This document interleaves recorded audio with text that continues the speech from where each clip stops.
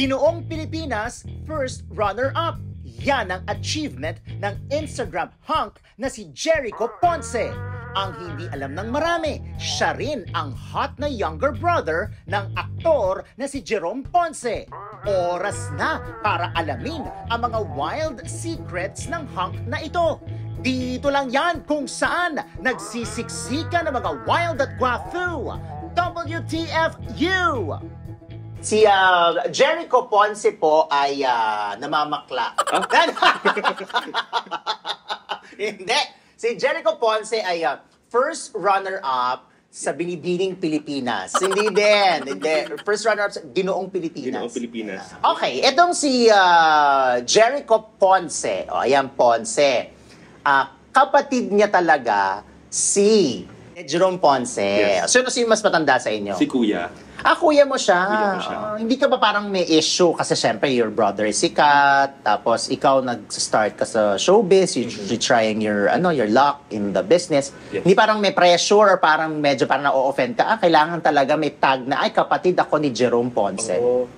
Well, I'd say before siguro, meron akong konting bitterness. Talaga? Willing ka magpakita ng puwet? Di pa namin napag-uusapan yun. Hindi, halimbawa, dahil dyan, hindi nyo pa napag-uusapan, naimbitahan namin ang kausap mo at dito natin pag-uusapan kung payag ka ba magpakita ng puwet. Labas ka na po. Alam niya kasi na from the province ako, na galing akong Cavite. Tapos parang first time ko magta-try sa mga VTR or the audition.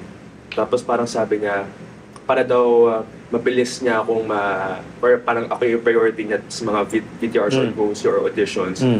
I-boyfriend niya daw ako. So pumayag ka. Libreng mapapanood ang ilan sa mga uncut episodes ng WTFU. Mag-sign up lang gamit ang link sa description box. Hello, this is Mr. Fu at ito ang WTFU at kasama natin ngayon si Juan Ponce Enrile.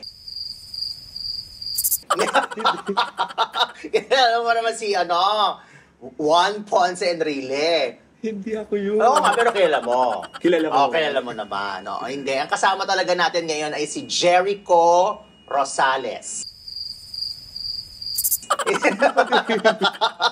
Kilala mo naman si Jericho. Kilala ko siya. Si Janine Gutierrez, kilala mo. Ay, kilala ko din. Kilala mo din. Kasi nga, sabi, okay daw sila. Okay na okay. Okay na okay. Hindi, ang kasama talaga natin ngayon ay si Jericho... Nag-isip ko na iba, hindi. Ponce. Ayan. Hello naman. Hello. Ang pogi mo naman. In fairness Thank you, naman. thank you. Si Jericho Ponce po ay namamakla. Hindi. Si Jericho Ponce ay first runner-up sa Binibining Pilipinas. Hindi din. Hindi. First runner-up sa Ginoong Pilipinas. Ginoong Pilipinas. With a P ba? With a F? Ginoong Pilipinas. First runner-up ka doon. Yes. Anong year ito? Last year lang, 2023. O sino naman nag-encourage sa'yo na mag-pageant? A designer friend na na-meet ko years ago, tapos tinap lang ako kasi... Tinap ka saan? What part of your body? Ganun. Tapos, sa balikat lang. Sa balikat lang. Wala na sa ibang parts. Hindi na ako sure. Eventually, napunta rin sa ibang parts. Tinap ka tapos, okay lang sa'yo na, sige, go, try natin. Yes, kasi plan ko na talaga before magbalik sa pageantry. Kasi nung teens ako, nagtatry ako sa pageantry. Tapos, I'm planning to soon din bumalik sa pageant. Tapos, nung tinap ako, maybe it's the right time na to go back. Feeling ko tinap din yung chest mo, ganyan. Tapos dun sa parang abs. Okay. So nagpa-pageant ka na as a teenager. Tapos, yes. Pero ngayon ba ilang taon ka na? I'm 25. 25 years old. Yes. Pero ang narinig ko, nag-school ka pa. Yes. Okay. So anong course ang kinukuha mo ngayon? Ngayon, it's my last year as a tourism student. Bakit naman tourism ang kinuha mo? Yung first kong course supposedly is IT. Okay. Tapos hindi ko natuloy yun. Tapos naisip ko is tourism na para mag-FA after. Flight attendant. Bongga. Yes. O para may mga free trips. Free Gusto ko trips. yan. Gawin mo kung sa body pass. Para Pwede. May mahilig ako mag-travel. May body pass ako isa bongga. Pero kung may pangalawa pa, why not? Wow. Grabe naman. Gusto ko yan. Okay. Nagkaroon ka na ng day job or magtatrabaho ka rin ba ngayon or maliban dyan sa pagpapageant? Well, I do freelance modeling on the side. More on events, more on making ads. Pero yung pinaka-regular na nagawa kong job is online selling. Talaga? Sa isang live selling platform for... Anong binibenta mo? Bags. Parang... Pambabaing bags, ganyan? Unisex, pambabae at panlalaki. Okay. So parang merong seller, imbes na siya ang magbenta, kay ikaw, ganyan? Yes. Talaga. So kami yung mga, boss, madam, mag-check out na kayo. Ang ganda ng bag namin. Ayan, it's full leather. Ayan, tingnan natin sa loob. Talaga. Alam mo, ano ko yan? Gusto ko yung i-try. Talaga? Oo, gusto ko i-try yung mga ganyang mga drama, yung magbibenta ng... Kasi magaling ako magbenta So, ng katawan. Talaga. So, nag-live selling ka? Before, yes. Okay. Itong si Jericho Ponce. Ayan, Ponce. Kapatid niya talaga si... Mag-iisip ako na sino yung dating Ponce na talent ni Boy Abunda? Katrina Ponce. Ay, hindi.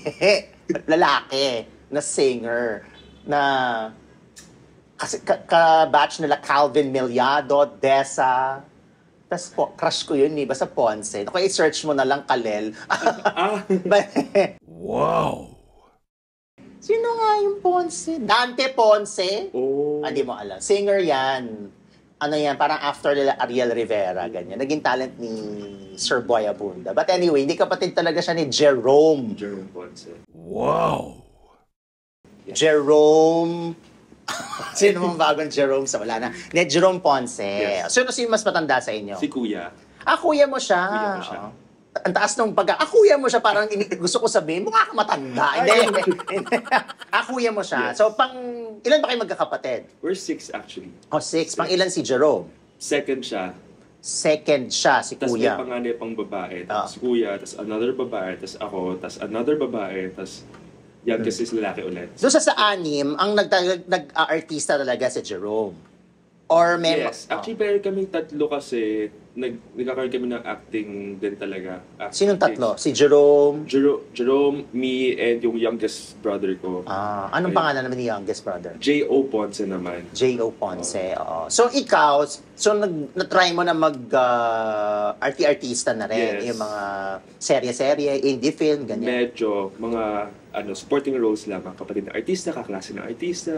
Okay. Yung the mean guy, gano'n. So you entertain that idea na mag-artista din katulad ni Kuya? Yes.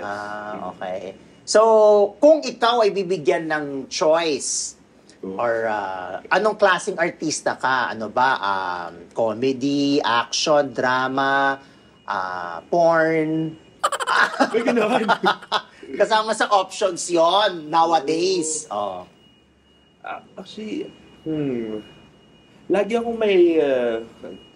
I always have that side na for the drama talaga. Pero, syempre gusto ko din matry yung iba't ibang acting sides din. Like yung sa... Ano tawag lang yung sexy scenes. Yan, sexy scenes. Okay. Banggit mo yung sexy scenes. Yeah. Yung mga Viva Max, kaya mo ba yan? Actually, I think may kausap na ako ngayon. So parang wino-work out lang namin yung schedule. Pero I think may plan kaming gawing project with Viva Max. Talaga. So, willing ka magpakita ng puwet?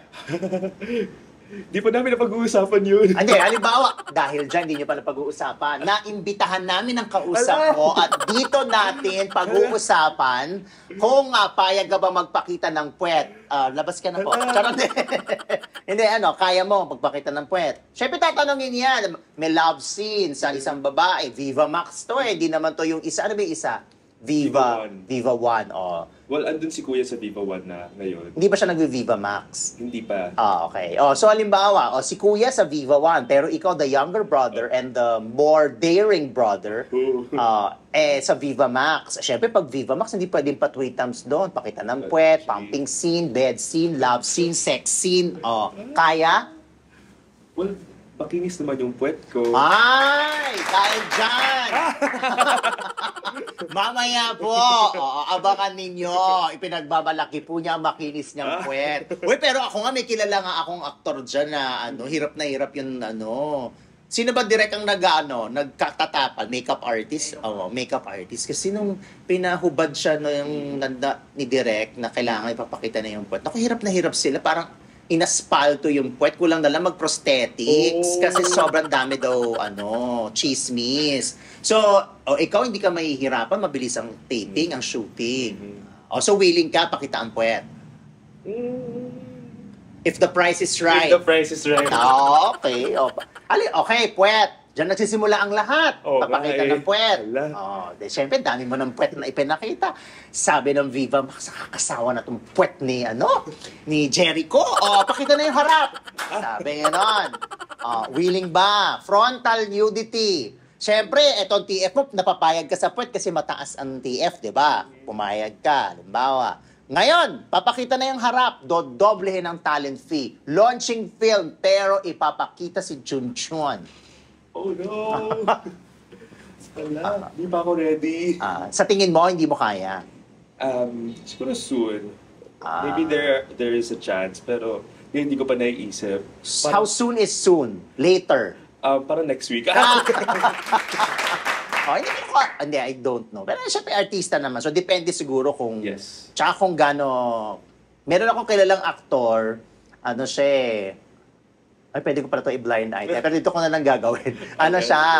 Meron siya eksena na kailangan na may frontal nudity. Pero may shadow naman, tsaka hindi naman nakailaw. Para maglalakad lang siya na nakahubad na frontal.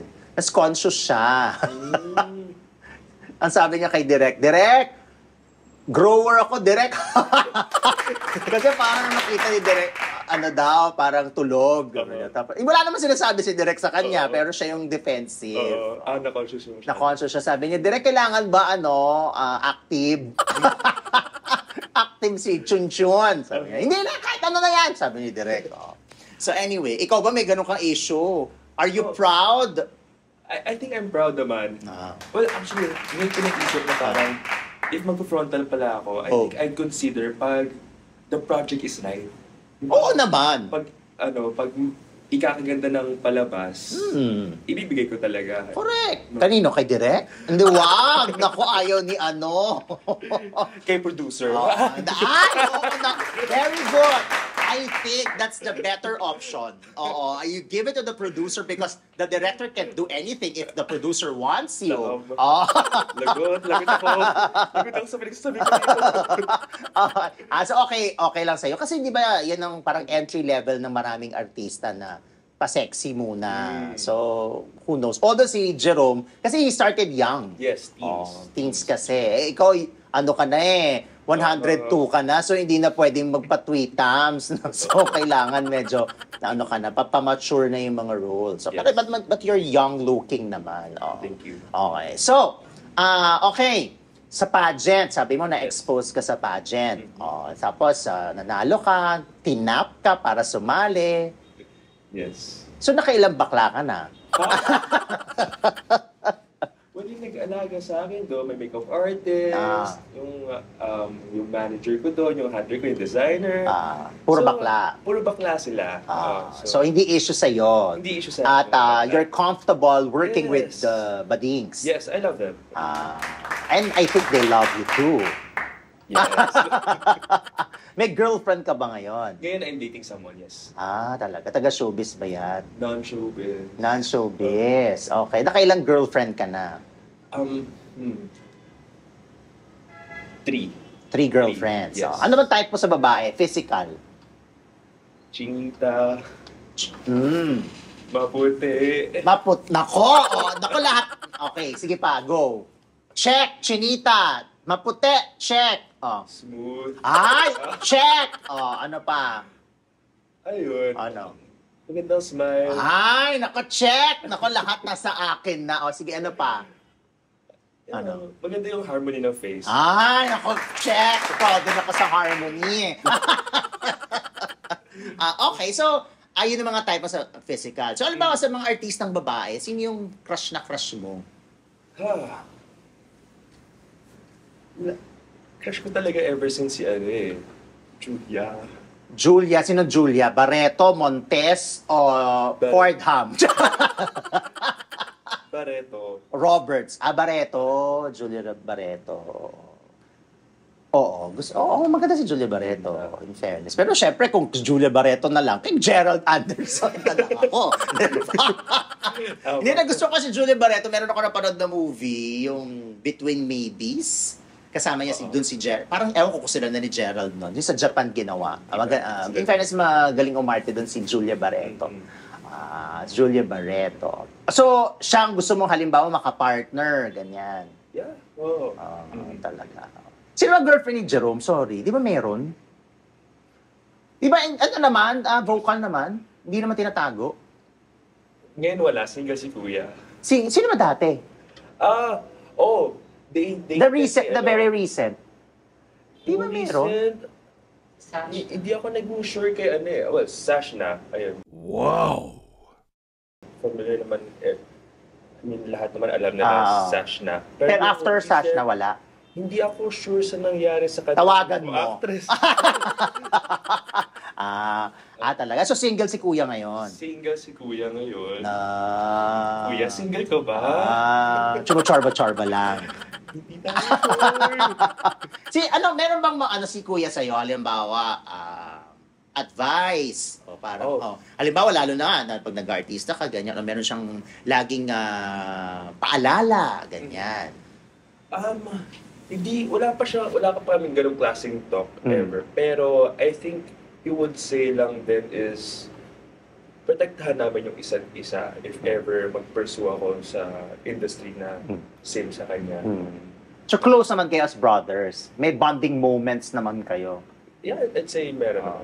Anong bonding moments yun ni Kuya? Baka pwede ako sumama. Kain sa bahay, luluto, gano'n. So nagluluto ka ba? Ako nagluluto. Talaga. What's your specialty? Well, I wanna say adobo, tsaka Bicol Express. Pero yung recent, sarap na sarap si Kuya doon sa niluto kong bulalo sa bahay. I love bulalo. Talaga? But I don't eat beef Pero it's beef. Bulalo is beef. Pero kinakain ko lang sa bulalo is yung... Gulay. Yeah, the gulay and the marrow.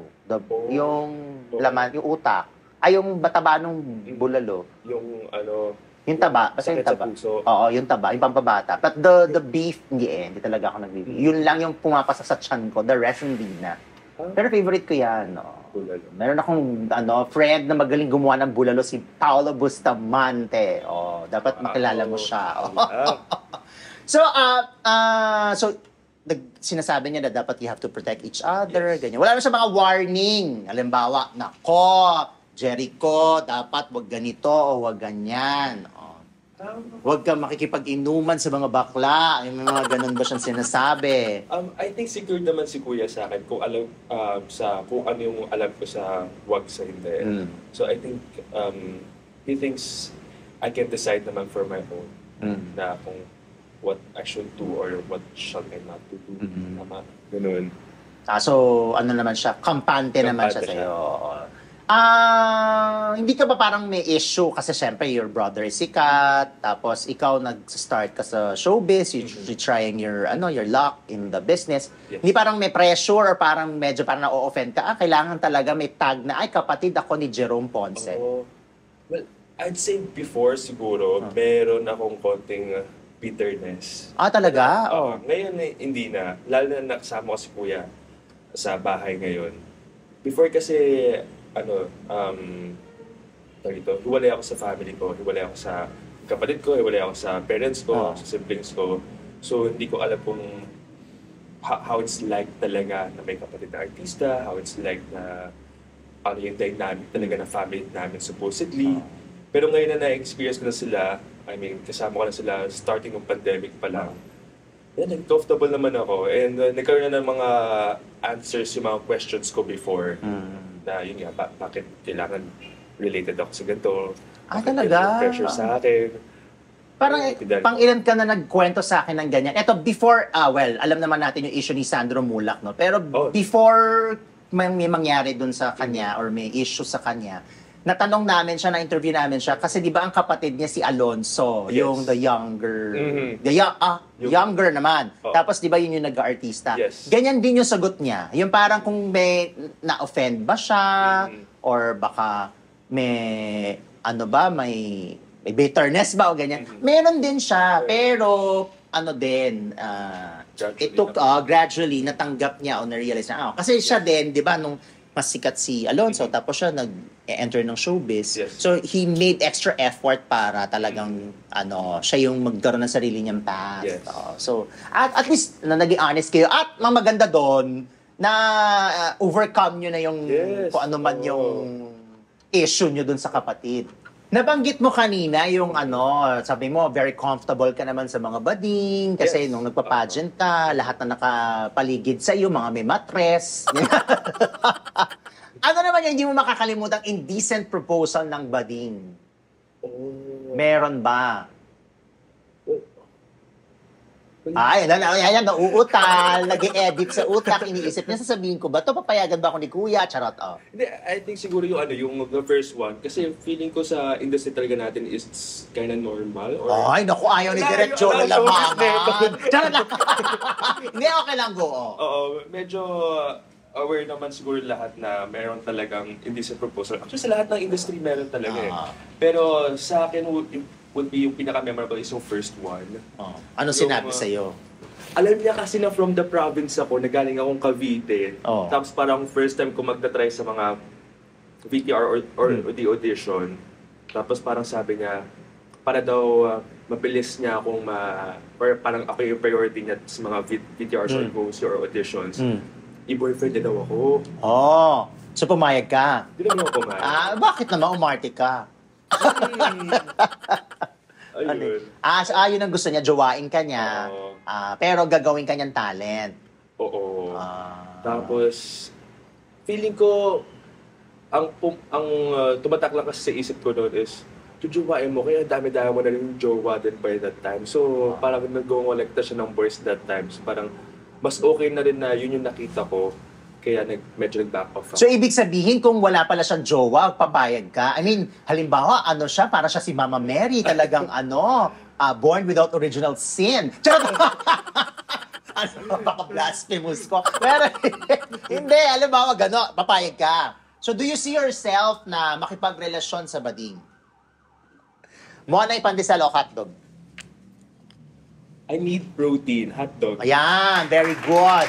Dahil dyan, hubarin mo na yung shirt mo tsaka yung pants.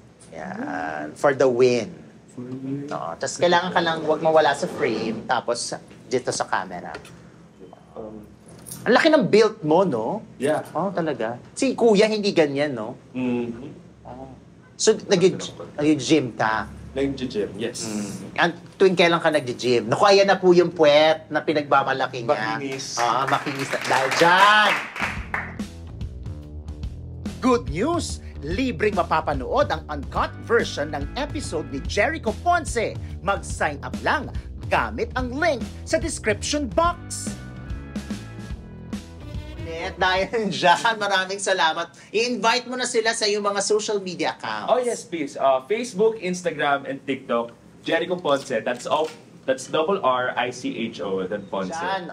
Maraming salamat naman sa iyo and good luck sa career mo. At syempre maraming salamat sa inyong lahat. Huwag kakalimutan mag-subscribe sa WTFU sa YouTube, Facebook, Patreon, at syempre sa channelfu.com.